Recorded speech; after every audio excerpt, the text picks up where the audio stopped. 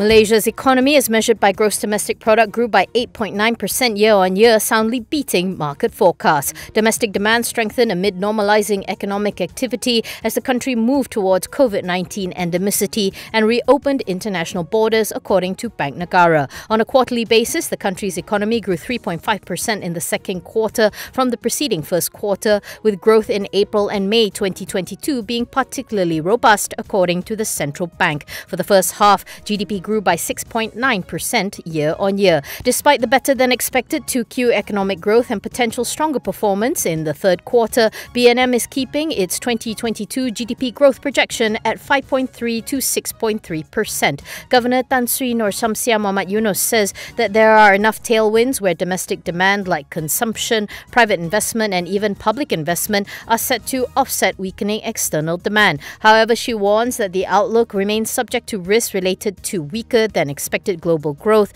heightened geopolitical tensions, global finance market volatility and supply chain disruptions, all of which could derail recovery momentum. The governor also made it clear that the central bank is not likely to take an aggressive stance in normalizing its monetary policy to pre-pandemic levels, as it would risk disrupting the ongoing economic recovery. She explains that for the overnight policy rate to go back to the pre-pandemic level of 3% from the current 2.25% would involve an increase of 75 basis points, which Nur Syamsiah says is not in line with its measured approach. Meanwhile, she comments that the best time for Malaysia to transition from blanket to targeted subsidies is when the country is no longer facing high inflationary pressures. Nur Syamsiah says that it should also be done in phases, adding that assistance needs to be given to vulnerable sectors. She points out that 20% of the economy is still operating below pre-pandemic levels as of the second quarter. While the change from a blanket subsidy regime to a targeted one will push up inflation, she explains that savings from the transition can be used to support mechanisms like social protection programs.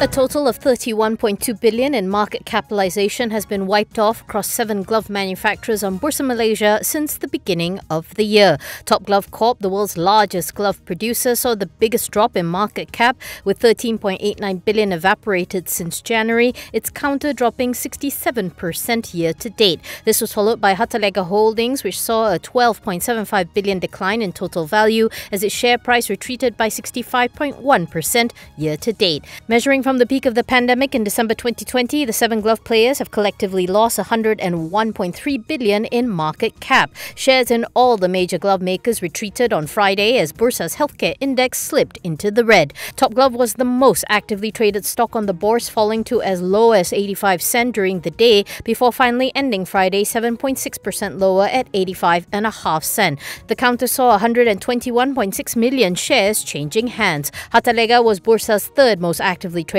stock, closing 12.3% down at 2 ringgit with over 48.2 million shares transacted. Supermax Corp closed Friday 3.6% lower at 78.5 cent, while Kosan Rubber Industries ended today 8.6% down at 1 ringgit 7 cent. The KL Healthcare Index, which tracks the performance of healthcare-related stocks, closed 43.15 points lower at 1,607.44. In general, declining average selling prices for gloves, increase in vaccination rates and the reopening of borders and economic activities have all taken the shine off the earnings of Malaysia's glove manufacturers.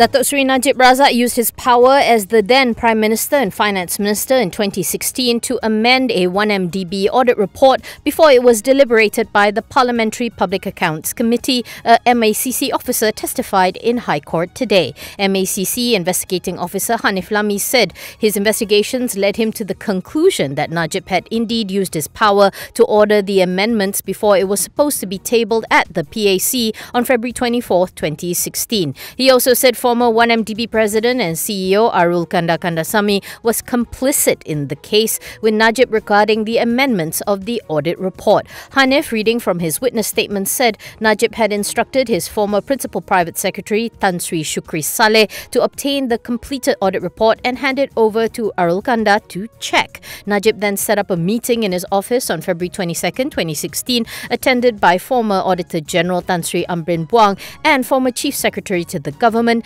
Tan Sri Ali Hamzah. Hanif elaborated that this meeting was set up because Najib wanted to discuss issues he was not happy with in the 1MDB audit, which was not to be printed until the ex-PM had given his approval. He said his investigations led him to conclude that Najib and Arul Kanda had committed the offence of trying to tamper with the audit report to protect themselves from any civil or criminal actions related to 1MDB. On cross-examination, Najib's lawyer Rahmat Hazlan questioned the way the MACC had conducted the investigations, suggesting that given the speed at which Najib was arrested meant that he was not given a fair and full investigation. However, Hanif said that he did not agree with the suggestion. The trial continues August 18th.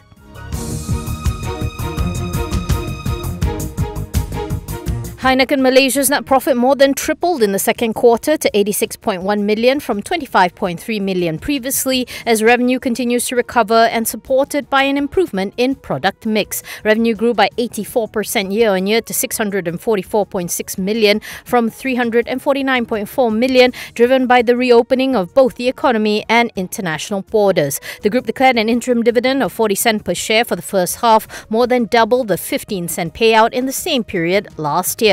As for its half-year report card, net profit near doubled to 199.5 million on the back of a 50% year-on-year jump in revenue to 1.34 billion ringgit. On Outlook, Managing Director Roland Bala says that Heineken expects continued pressure from global supply chain disruptions, rising input costs, weakening ringgit and rising inflation, which will impact consumer purchasing power. He adds that the group will remain agile in responding to this volatile business environment and the new market reality, with focus on delivering its evergreen strategy to future-proof the business and deliver sustainable growth. Bala also comments that illicit alcohol remains a concern for the brewer and welcomes the government's stance to not increase excise duties on beers, as any hike would drive greater demand in the illicit market.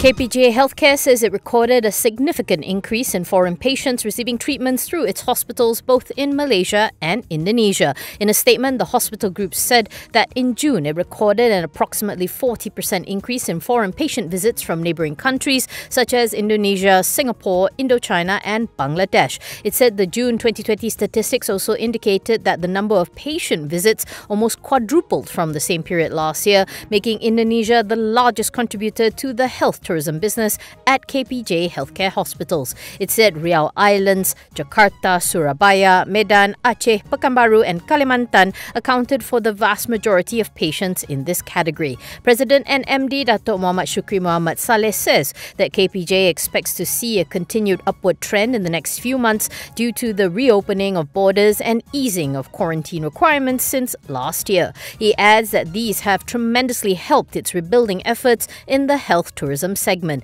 KPJ said that among the treatments and consultations that were highly sought after were cancer, cardiology, neurology, orthopedic and fertility services. Other specialities included pediatric, general surgery and health screenings.